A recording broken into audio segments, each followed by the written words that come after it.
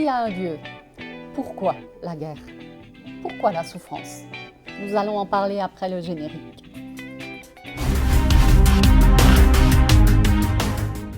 Bonjour, Bonjour ma mon chérie. loulou, bonjour à vous tous. Bonjour chers amis. Donc Serge et Fabienne Herbrecht, on est pasteurs à Vie chrétienne de Saint-Dié. Et nous sommes là tous les mardis matin, 7h30, Sans faute. pour vous encourager, pour vous donner les clés pour grandir dans votre foi. Alors merci pour vos commentaires, vos retours aussi, vos petits pouces en l'air. Sinon, vous pouvez vous abonner aussi. Ça c'est bien, ça coûte pas cher. Si, c'est bien. C'est très bien. Et Dieu aime ce qui est bien. Sinon, nouveauté, si vous restez avec nous sur Spark jusqu'à la fin, Spark Bible jusqu'à la fin, à chaque fois, vous aurez une nouvelle citation. Une nouvelle citation. Et scoop du jour, bientôt, nous allons tourner la 100e de Spark Bible. Bientôt. Donc on se réjouit, restez bien avec nous jusqu'au bout. Et en plus, restez avec nous jusqu'au bout, ça rime. Ça rime.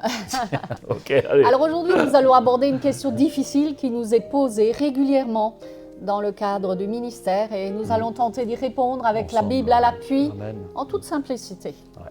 Alors aujourd'hui, on va répondre à cette question s'il y a un Dieu d'amour. Oui. Pourquoi tant de souffrance? Pourquoi d'ailleurs la guerre ou les guerres? Et oui, c'est vrai que les événements des derniers temps nous amènent à nous poser cette question. Alors on est confronté chaque jour à des situations dramatiques. C'est vrai, peut-être vous êtes dans une situation aujourd'hui qui vous confronte à la maladie. Ouais, peut-être. Vous avez cas de Covid dans la famille, conflit de génération, peut-être il y a parfois des bagarres autour d'un héritage, deuil, etc. Donc, et c'est vrai que les émissions que nous voyons à la télévision Ou le journal télévisé. ne nous remontent pas beaucoup de morale, Exactement. c'est vrai. Alors c'est vrai, nous pouvons souffrir nous-mêmes personnellement ou des proches autour de nous. Et nous entendons parfois dire, mais Dieu, où es-tu? Papa, t'es où? Papa, où Papa, t'es? oui, oui. Et en tant que chrétiens, nous devons apprendre à faire la part des choses. Autant pour nous-mêmes que pour nous donner la force d'aider les personnes qui sont autour de nous et qui se posent ce genre de questions et qui cherchent à comprendre le pourquoi. S'il y a un Dieu, pourquoi tout ça? Pourquoi tout ça? Ah. Tout d'abord, il faut savoir qu'il y a aussi la part de l'homme en premier. Et il nous faut honnêtement reconnaître que dans la plupart des situations, l'homme est responsable pour beaucoup dans les souffrances du monde. C'est vrai que la soif du pouvoir, l'orgueil, la cupidité sont à l'origine souvent des guerres, des conflits, qu'elles soient avec des armes, ou économiquement, ou même verbalement avec des paroles psychologiques. C'est vrai. Et les jeux de pouvoir, la plupart du temps, sont toujours initiés par le malin. On sait pas le qui. sait. Je t'offrirai tous les royaumes du monde.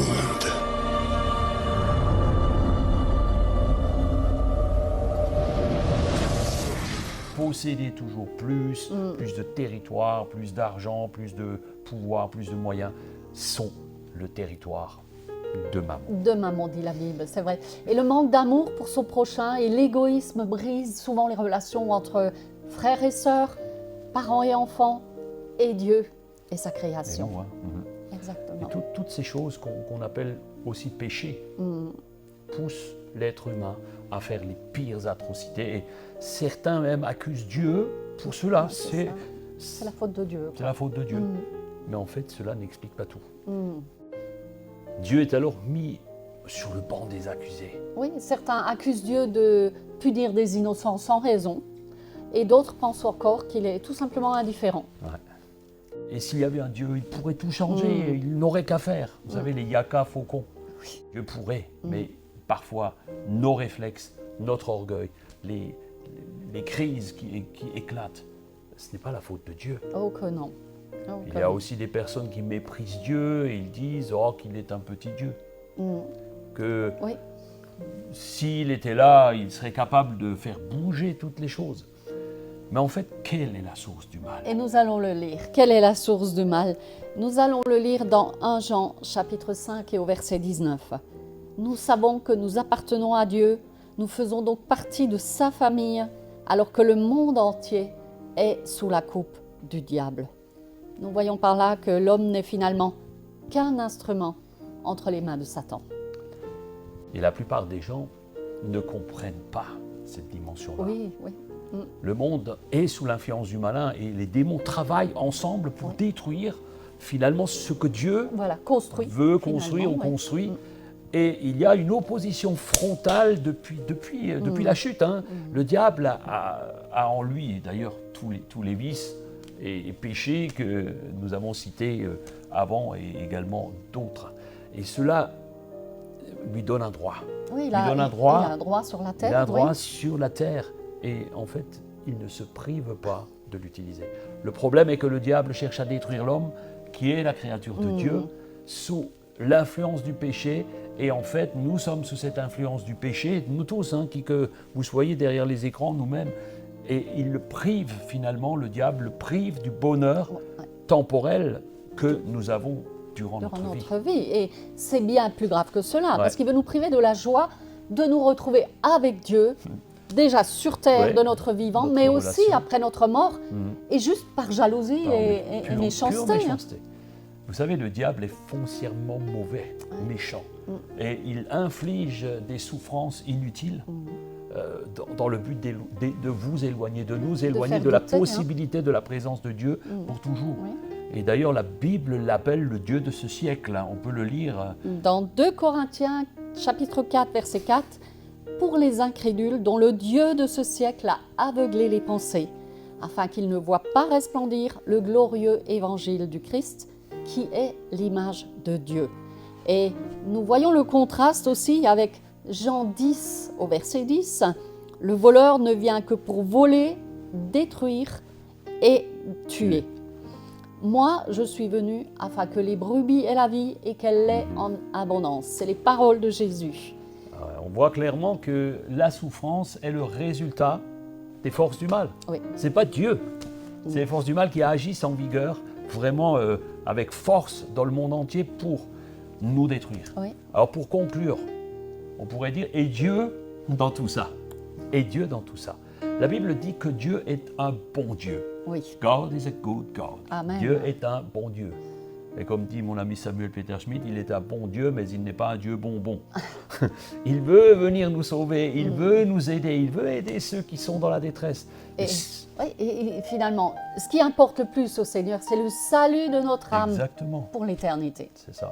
Un jour, j'ai parlé avec un ami qui était croyant et on discutait de choses et d'autres. Et il m'a dit, oui, mais moi je crois qu'il y a un Dieu, mais je ne crois pas en un Dieu interventionniste. Alors ça m'a surpris un petit peu. Parce que dans la Bible, il nous est dit de nombreuses fois, de nombreux versets, nous appellent à la prière. Oui, exactement. Et Jésus lui-même priait le Père, il passait des nuits à prier. Il passait des nuits à demander très tôt le matin. Pourquoi est-ce qu'il priait? Eh bien, il priait pour que Dieu, son Père, notre Père, votre Père, pour qu'il intervienne.